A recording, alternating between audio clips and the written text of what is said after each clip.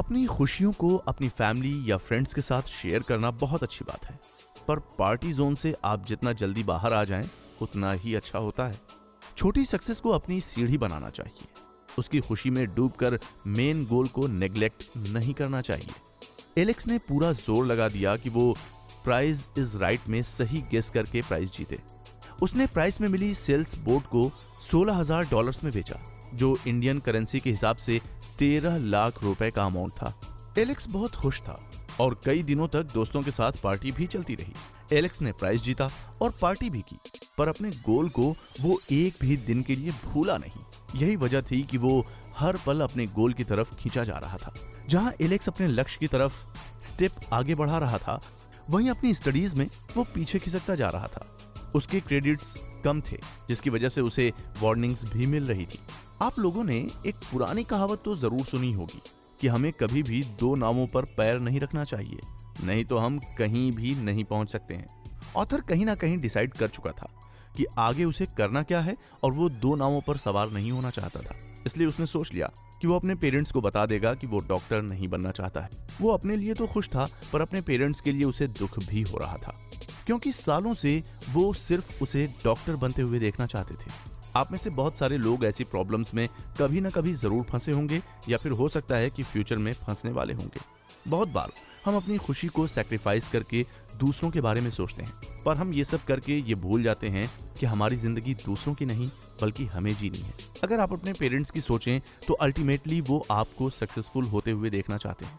हो सकता है कि शुरू में वो आपके डिसीजन से थोड़े नाराज हों, पर आपकी डेडिकेशन और आपका खुद पर विश्वास, उनका पॉइंट ऑफ व्यू आपके बारे में जरूर चेंज कर देगा। हो सकता है कि दूसरों की चॉइस को फॉलो करना आपके फेलियर का बहुत बड़ा रीजन बने, तो अपने दिल की सुने, और अगर खुद के फैसलों पर विश्वास है तो कदम बढ़ाएं, मंजिल जरूर मिलेगी। आखिरकार ऑथर ने अपने पेरेंट्स को बता दिया कि वो डॉक्टर नहीं बनना चाहता है। उसके पेरेंट्स उससे इतना नाराज हो गए कि उसकी कॉल्स का जवाब भी नहीं दे रहे थे। अगर आप इस सिचुएशन में होते तो आप गौर कर ही सकते हैं कि आपके पेरेंट्स आपका किस चीज से स्वागत करते हैं। जब मिडिल क्लास फैमिली बच्चों पर कुछ इन्वेस्टमेंट करती है तो बदले में लॉस की कामना तो बिल्कुल भी नहीं करती है। एलेक्स के पेरेंट्स कंफ्यूज थे कि एलेक्स को अगर डॉक्टर नहीं बनना है तो करना क्या है। आपके पेरेंट्स आपको भी कहते होंगे कि बेटा, अगर ये टाइम चला गया फिर रिग्रेट करने के अलावा तुम्हारे पास कुछ नहीं बचेगा। इसके बाद हमें मत कहना कि हमने तुम्हें कुछ नहीं समझाया। तुम्हें हमारे एक्सपीरियंसेस से कुछ सीखना चाहिए। हमें गाइड करने वाला कोई नहीं था, अगर होता तो आज हम कहीं और ही होते। उनकी ये बात सही भी है, हमें उनके एक्सपीरियंस से सीख जरूर लेनी चाहिए, पर सिर्फ सीख लेनी चाहिए, उन्हें ब्लाइंडली फॉलो नहीं करना चाहिए। आज के इस वक्त में पेरेंट्स को बच्चों की नॉलेज अपने तक सीमित नहीं रखनी चाहिए, क्योंकि वक्त बदल चुका है। हर चीज को अपडेट करना जरूरी है। बच्चों को खुद को और खुद की कैपेबिलिटीज को एक्सप्लोर करने की आजादी होनी चाहिए। खैर, अब हम अपनी समरी में आगे बढ़ते हैं। अब ऑथर घर आ चुका था और उसके पेरेंट्स ने भी उसको ऐसा ही ज्ञान बांटा जैसा आपके पेरेंट्स देते। उसका सपोर्ट कोई नहीं कर रहा था। उसकी ग्रैंड माँ उसकी हेल्प करने के लिए मानी, पर शर्त ये थी कि वो अपनी मास्टर्स डिग्री जरूर पूरी करेगा। एलेक्स ने अपने घर में ही एक छोटा सा कॉर्नर अपने लिए रेडी किया ताकि वो वहां से अपने मिशन के लिए काम शुरू कर सके। हम में से बहुत से लोग ऐसे होंगे जिन्हें बुक्स पढ़ना शायद बहुत पसंद होगा। आप में से बहुत से लोग ऐसे होंगे जो कभी अगर डाउन फील करते होंगे तो वो दूसरों की जर्नी से खुद को मोटिवेट जरूर करते होंगे। एलेक्स ने भी अपनी जीती हुई मनी से बहुत सारी बुक्स खरीदी और अपने वर्किंग एरिया में सेल्स पर रख दी, ताकि वो कभी भी इनको पढ़ सके और खुद को उसकी जर्नी में मोटिवेट रख सके।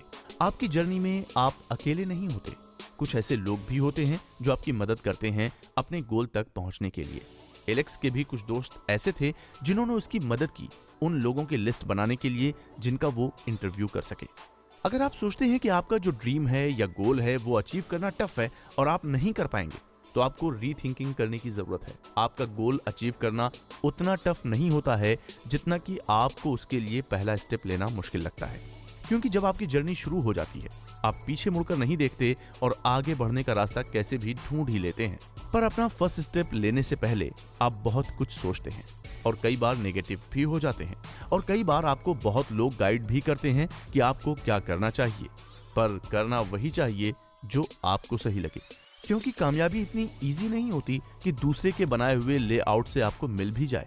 ऑथर को बिल्कुल आइडिया नहीं था कि वो कैसे फेमस लोगों का इंटरव्यू करे। उसने रैंडम मेल्स भेजी, मैसेजेस भेजे और बहुत लोगों से मिला भी। उसकी लगातार कोशिश से उसे कोई ऐसा मिल गया जो उसे स्टीवन स्पीलबर्ग तक पहुंचने में थोड़ी सी मदद कर सकता था। एलेक्स यूएससी की एडमिनिस्ट्रेटर का असिस्टेंट बन गया। अब एलेक्स ने उससे स्पीलबर्ग से मिलने की रिक्वेस्ट की तो जवाब में उसने कहा कि मैं तुम्हें सिर्फ स्पीलबर्ग तक पहुंचा सकती हूँ, पर उसका इंटरव्यू कैसे करना है, कब करना है या इंटरव्यू का मौका भी तुम्हें मिलेगा, इसमें मेरा कोई रोल नहीं होगा। एलेक्स ने स्टीवन स्पीलबर्ग के बारे में बुक्स पढ़ी और मूवीज देखी और शायद सारी इंपॉर्टेंट इंफॉर्मेशन जुटा ली थी जिसकी उसे जरूरत थी। और अब वो दिन आ गया था जिसका उसे बेसब्री से इंतजार था। बीटी, Jurassic Park, Indiana Jones, Jaws, Schindler's List, Lincoln and Saving Private Ryan जैसी बॉक्स ऑफिस हिट मूवीज के पीछे जो आदमी था, एलेक्स फाइनली उससे मिलने जा रहा था। तो शायद नर्वस होना तो लाजमी था। डरना गलत बात नहीं है, ये एक नेचुरल इमोशन है और हम सब इसे फील करते हैं। ऐसा कोई नहीं है जो डरता नहीं है। हाँ, अगर किसी का ब्रेन डैमेज हो चुका है तो हो सकता है कि उसको ये इमोशन फील ना हो, अदरवाइज डर तो सबको लगता है। अगर आपको डर लग रहा है इसका मतलब ये नहीं कि आप कमजोर हैं, इसका मतलब है कि आप अपने कंफर्टेबल जोन से बाहर आके कुछ करने जा रहे हैं। एक बार आपको अपने फियर को मैनेज करना आ गया, आप आगे जरूर बढ़ पाएंगे। स्पीलबर्ग एलेक्स के बिल्कुल सामने थे, पर कहीं ना कहीं उसको डर था कि वो कैसे इतने बड़े लोगों के बीच में जाके स्टीवन स्पीलबर्ग से बात करेगा। खुद को रिजेक्ट होने का डर हम सबके अंदर होता है। कई बार पेरेंट्स का कंपैरिजन, तो कई बार टीचर्स का डांटना, तो कई बार क्लासमेट्स का बुली करना इस डर को एक के बाद एक बिल्डअप कर देता है और हम कहीं ना कहीं इसके नीचे इतना दब जाते हैं कि कभी बाहर ही नहीं आ पाते हैं। हम खुद को पैरालाइज महसूस करते हैं। आपको कैसे भी करके इस बोझ को हटाना है, नहीं तो जो मौका सामने है वो दोबारा नहीं मिल पाएगा। ऑथर के सामने स्पीलबर्ग खड़े थे, पर उसकी नर्वसनेस ने उसके पैरों को बांध दिया था, जिसकी वजह से स्पीलबर्ग वहां से चले गए और किसी और ग्रुप से बात करने लग गए। अब ऑथर के पास सिर्फ 1 घंटा था और वो इसको नहीं गंवा सकता था, क्योंकि शायद ये टाइम फिर कभी लौट कर नहीं आएगा। एलेक्स ने डिसाइड कर लिया कि आज नहीं तो कभी नहीं। वो बाथरूम गया और उसने मुंह धोया और बाहर आ गया, पर अभी स्पीलबर्ग दूसरों से बात करने में बिजी थे। कुछ देर में ऑथर ने देखा कि वो एग्जिट डोर की तरफ बढ़ रहे हैं। एलेक्स उनकी तरफ भागा और स्पीलबर्ग को डोर के पास रोक लिया। एलेक्स बहुत नर्वस था, पर जैसे ही स्पीलबर्ग ने उससे बात की वो डर कहीं गायब हो गया। अब वो बिल्कुल कंफर्टेबल था। स्पीलबर्ग ने उससे जब बात की तो उसने इंटरव्यू के बारे में पूछा और उन्होंने उसे हाँ भी की, पर शर्त ये थी कि पहले वो अपने दूसरे इंटरव्यू करे फिर उसके पास आए। स्पीलबर्ग जब वहां से जाने लगे उन्होंने एक बात जरूर कही, मुझे विश्वास है कि तुम ये जरूर कर पाओगे। उन्होंने उनके असिस्टेंट को उसका कार्ड लेने को कहा। जैसे उनका असिस्टेंट एलेक्स के पास गया, फिल्म स्कूल के डीन ने ये सब देखा और बिना कुछ पूछे एलेक्स को ये कहकर मना कर दिया कि ये यहाँ के रूल्स के खिलाफ है। डीन के मना करने की वजह से स्पीलबर्ग का असिस्टेंट वहां से चला गया। क्या एलेक्स कभी किसी का इंटरव्यू कर भी पाएगा या फिर उसका ड्रीम ही बनकर रह जाएगा? ये सब जानने के लिए बढ़ते हैं अगले एपिसोड की ओर। ऑथर जब स्टीवन स्पीलबर्ग के बारे में इंफॉर्मेशन कलेक्ट कर रहा था, उसने पाया कि स्पीलबर्ग की सक्सेस में पीपल, गेम या नेटवर्किंग का कहीं ना कहीं बहुत बड़ा रोल था। उसे समझ आया कि कनेक्शंस बनाना कितना जरूरी है। ये कनेक्शंस आपकी हेल्प करते हैं एक चाबी की तरह एक दरवाजा खोलने के लिए। लेखक ने देखा कि कैसे स्टेप वाइज स्टेप डिफरेंट लोगों के साथ अपने आइडियाज शेयर करने और उनसे कनेक्शंस बनाने के बाद स्पीलबर्ग स्टेप वाइज स्टेप आगे बढ़ते गए। एक एक करके उसे चीजें तो क्लियर होती जा रही थी, पर स्पीलबर्ग के साथ इंटरव्यू न होने की वजह से उसे मोटिवेशन की जरूरत थी। तो वो गया और अपने बुक शेल्फ पर जाके कोई अच्छी सी बुक ढूंढने लगा। थोड़ी देर में उसके दोस्त ब्रैंडन ने जो बुक दी थी उसको मिली और बुक थी the 4 Hour Work Week by Tim Ferriss. वैसे किसी ने सही कहा है कि एक फ्रेंड जरूरी होता है। फ्रेंड हमें जरूरत पड़ने पर पिता की तरह अच्छी सलाह भी दे सकते हैं और माँ की तरह हमारी केयर भी कर सकते हैं। बस जरूरत है अपने लिए अच्छे दोस्तों को पहचानने की। ऑथर 18 की उम्र में इतना तो जानता था, इसलिए उसने जिन दोस्तों की मदद मांगी थी उन्होंने जितना हो सका उसको सही और सटीक आइडियाज ही नहीं, बल्कि उसका साथ भी दिया। एलेक्स ने टिम फेरिस की 2 बुक्स पढ़ी थी, एक थी 4 आवर करियर और दूसरी थी 4 आवर बॉडी। दोनों ही बुक्स ने एलेक्स की बहुत मदद की। एक बुक में उसने अपने मिशन को कैसे अचीव किया जाए ये सीखा, तो दूसरी बुक ने उसे फैटी बनियन से स्लिम बनियन में ट्रांसफर कर दिया। और मजे की बात ये थी कि टीम फेरिस की बुक को रीड करके उसे टीम फेरिस तक पहुंचने का क्लू भी मिल गया। और क्या आप जानते हैं कि वो क्लू उसे क्या मिला या कहां मिला? वो उसे मिला टिम फेरिस की बुक के डेडिकेशन पेज में, और क्लू था donorschoose.org। हाँ, यही था क्लू। कहते हैं कि लगन सच्ची हो तो रास्ते खुद बनते हैं। आपको तो बस चलना है और अंधेरे की फिक्र नहीं करनी है। हो सकता है कि आपका एक कदम रोशनी को अनलॉक कर दे। हुआ ये कि जब ऑथर एक बार फिर 4 आवर्स बुक पढ़ने लगा तो उसने डेडिकेशन पेज पर एक वेबसाइट का लिंक देखा और उसे याद आया कि वो तो सेसर नाम के एक आदमी को जानता है जो डोनर्स चूज में काम करता है। बस फिर डॉट्स जुड़ते गए और उसे पता लगा कि सेसर के बॉस और टीम में कनेक्शन है। फिर क्या था, एलेक्स ने सेसर को अप्रोच किया हेल्प के लिए। पर हुआ ये कि टीम का इंटरव्यू कैसे किया जाए इसका तो कुछ हुआ नहीं, पर सेसर ने अपने गिफ्ट कार्ड्स जरूर भेज दिए ताकि वो जिसका भी इंटरव्यू करे उनको थैंक यू के तौर पर ये गिफ्ट कार्ड दे सके। पर इंटरव्यू का अभी दूर दूर तक कोई प्रोग्राम बना ही नहीं था। एलेक्स सेसर को बार बार हेल्प के लिए पूछना नहीं चाहता था, पर कहते हैं ना, अगर मन में डेडिकेशन हो तो एक दरवाजा बंद हो जाए तो कहीं ना कहीं से दूसरा खुल ही जाता है। वैसा ही हुआ। एलेक्स की नजर एक मेल पर पड़ी जिसमें टीम फेरिस की कॉन्फ्रेंस में रजिस्टर करने का लिंक था। ऑथर कॉन्फ्रेंस में पहुंचा और उसने पूरी कोशिश की कि वो टीम से मिल सके, और हुआ भी ऐसा ही।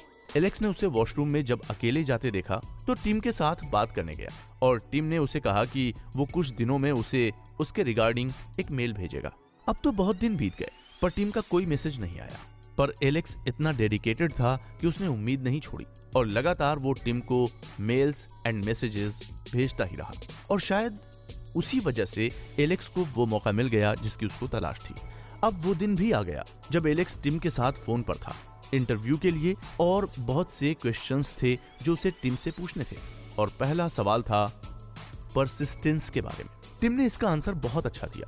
उन्होंने कहा कि आपको किसी को अप्रोच करने से पहले बीइंग परसिस्टेंट और बीइंग अ हैसल में डिफरेंस समझना पड़ेगा। परसिस्टेंस का मतलब ये नहीं कि आप एक हफ्ते में किसी को हजारों मेल्स कर दो, इससे तो आप ज्यादा अनोइंग लगेंगे। इस इंटरव्यू में एलेक्स को अपने कई सवालों के जवाब मिले। दोस्तों, क्या आप जानते हैं कि अपनी स्टडीज के बाद आपका किसी अच्छी ऑर्गेनाइजेशन से जुड़ना कितना जरूरी है? आप कुछ अपना भी करना चाहते हैं, तब भी अगर स्टार्टअप किसी ऑर्गेनाइजेशन से जुड़कर कर रहे हैं तो आपको बहुत फायदा रहेगा। टिम फेरिस ने एलेक्स को इस चीज की क्लैरिटी दी, आपका किसी ऑर्गेनाइजेशन से जुड़ना कितना जरूरी है। इस चीज को आप ऐसे समझ सकते हैं कि जैसे मान लीजिए आप किसी का इंटरव्यू करना चाहते हैं और आप उसे मेल भेजते हैं कि I am XYZ recent college graduate, और दूसरी तरफ आप किसी ऑर्गेनाइजेशन से जुड़े हैं और मैसेज करते हैं कि I am XYZ an event producer with ABC organization. तो आप खुद ही देख सकते हैं कि इसमें आपको कौन सा ज्यादा लेजिटिमेट लग रहा है। इंटरव्यू के दौरान ऑथर ने जाना कि उसका मेल्स भेजने और लोगों को अप्रोच करने का तरीका कितना गलत था। जब आप किसी को मेल्स भेजते हैं तो आपको ऐसे शब्दों और लाइंस को चूज करना होता है जो कि रीडर को आगे पढ़ने के लिए अट्रैक्ट करे, न कि ऐसे जो कि रीडर को आपके मैसेज से रिपेल कर दे। अगर आप अपने आइडियाज को दूसरों से शेयर नहीं करेंगे या उसके बारे में किसी से डिस्कस नहीं करेंगे तो आपको नए आइडियाज कैसे आएंगे? आपका नेटवर्क तभी बढ़ता है जब आप उसको बढ़ाना चाहेंगे। हिचकिचाइए मत, बस बात करिए, कुछ अपनी कहिए, कुछ लोगों से जानिए। ऑथर अपने मिशन के बारे में डिस्कस करने से कभी हिचकिचाए नहीं। शायद यही वजह थी कि उसे कोई ऐसा मिल जाता था जो उसे नेक्स्ट स्टेप पर जाने का आइडिया दे देता था। स्टीफन वेटेज, जो कि माइक्रोसॉफ्ट में डायरेक्टर थे, वो एलेक्स से एक स्पीच के दौरान मिले। ऑथर ने उन्हें अपने मिशन के बारे में थोड़ा सा आइडिया दिया। तब उन्होंने उसे ची लू के बारे में बताया, जो कि माइक्रोसॉफ्ट में ही ऑनलाइन सर्विसेज के प्रेसिडेंट थे। उन्होंने कहा कि उन्हें जरूर इनका इंटरव्यू करना चाहिए। बस फिर क्या था, देखते ही देखते इंटरव्यू की डेट सेट भी हो गई। ची लू, जो कि इतने गरीब परिवार से आए थे, आज उन्होंने अपनी मेहनत से एक अलग मुकाम हासिल किया था। बहुत से लोग ऐसे होते हैं जो कि अपनी नाकामी के लिए अपने हालात और भगवान को जिम्मेदार ठहराते हैं, पर लू का कहना था कि हम सब भगवान के लिए एक बराबर हैं। चाहे हम गरीब हैं या अमीर, सबको दिन में 24 घंटे ही मिलते हैं और टाइम एक ऐसी चीज है जिसको मैनेज करना आ गया, समझो उसकी तो मानो लॉटरी लग गई। पर सबसे बड़ी प्रॉब्लम है ही यही कि हमें टाइम की वैल्यू ही नहीं पता। ज्यादातर लोग अपनी आधी से ज्यादा जिंदगी सिर्फ नींद में गुजार देते हैं और जब नींद खुलती है तो बहुत देर हो चुकी होती है। पर नींद छोड़ने का ये मतलब भी नहीं है कि आप रातों को सोना छोड़ दें। इसका मतलब ये है कि धीरे धीरे अपने सोने के टाइम में कटौती करें और एक रूटीन बनाएं कि अगर मुझे रोज 4 बजे उठना है तो उठना ही है। अगर आप 8 घंटे सोते हैं तो अब तय करें आप कि 5 घंटे ही सोएं या 4 घंटे ही सोएं और कंसिस्टेंट रहें, क्योंकि यही वो चीज है जो आपकी गाड़ी को कामयाबी की तरफ मोड़ेगा। बिस्तर तो आपको रोकेगा ही, पर ये आप पे डिपेंड करता है कि आप नींद चूज करते हैं या फिर कामयाबी की तरफ एक नया कदम बढ़ाते हैं। अगले एपिसोड में आप जानेंगे कि क्या लक आपको सक्सेस होने में हेल्प करता है या कुछ और भी है जो आप नहीं जानते।